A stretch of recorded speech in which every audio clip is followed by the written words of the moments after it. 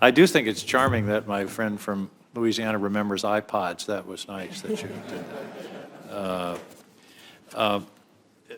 Mr. Chairman, when we're talking about rebuilding the grid, I hope that the FERC will encourage reconductoring and technological smart grid enhancements before having to go to new rights of way. And I know that's going to be necessary, but it seems to me that the structure should be, let's start with the cheaper stuff first before we go to the total expansion. Is that a sensible way to proceed?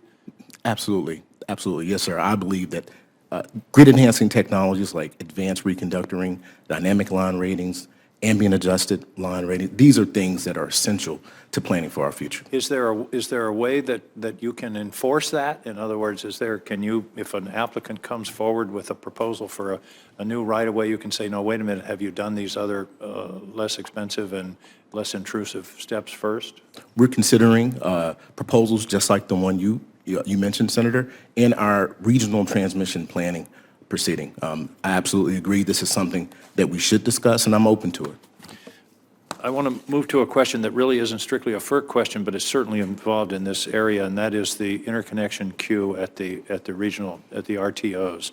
I may be the only senator ever stuck in an RTO queue for a generating plant, although at the time it was a matter of months. Now we're talking about years. In fact, I think last year the estimate was 5 years.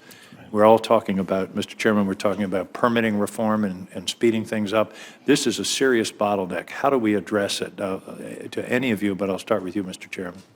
Thank you, Senator. There's several different proposals that we have in our interconnection queue reform, NOPR. What we have now is a system where it's a serial approach, where you get first come, first serve. What we've proposed is that we move to a clustered approach, where it's first ready, first serve. This has been used in other parts of the country. I think there's a real potential that this can help unlock some of the bottleneck that we've seen. Do you have authority to impose this kind of system, or is this just mother may I to the RTOs? For the RTOs and the regulated utilities, we have authority. Yes, sir.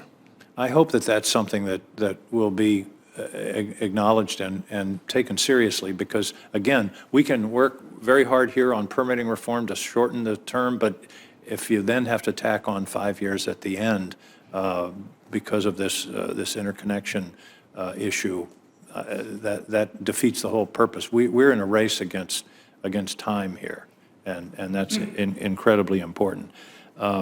Another question, and any of you, please jump in if you have further thoughts. Are you satisfied with the cyber standards of the utilities? Are you satisfied that they're taking the requisite actions in order to protect? Because clearly, in a conflict, I think GPS will be the first to go, and probably the electric system will be the second level of target. Are you satisfied of where the industry is? I give our grade on cybersecurity right now an incomplete.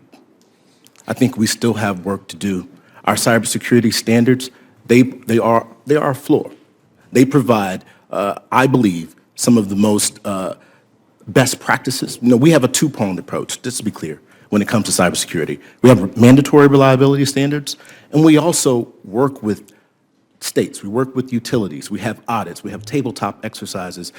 It is, I believe, the #1 priority for us to secure the cyber and physical security of our grid. The thing that I didn't hear when you listed all those things, I'm all for standards, but President Reagan said trust but verify. And I want to know what's being done for verification. I remember having a hearing several years ago with NERC, and I said, do you pen test or red team your utilities? And the answer was no. And I was shocked at that. Has that changed? Do you know, are the utilities hiring hackers for hire to demonstrate whether or not they're secure? Because you can meet all the standards, and there's nothing like a skull and crossbones coming up on the CEO's desktop to remind him or her that they're not actually secure. Ms. Clemons, do you think is there pen testing going on and red teaming? My understanding is that, yes, there are various types of that happening, both via, commission staff support, with FERC staff support, as well as outside of that. I think I'm encouraged by the progress that government agencies have been making, working together, as well as working with private industry related to chasing after this evolving threat. I think our standards are good foundational safeguards. And I don't want to sound like I'm picking on the utilities, because actually I think they may be among the most secure of our critical infrastructure compared with water systems, for example, natural gas pipelines, those other areas. But that doesn't mean we don't have to be extremely diligent because of the magnitude of this threat. Thank you all very much. Thanks for the work that you're doing. Work on those queues at the RTOs, will you? Thank you, Mr. Chairman. Thank you. Senator Hawley.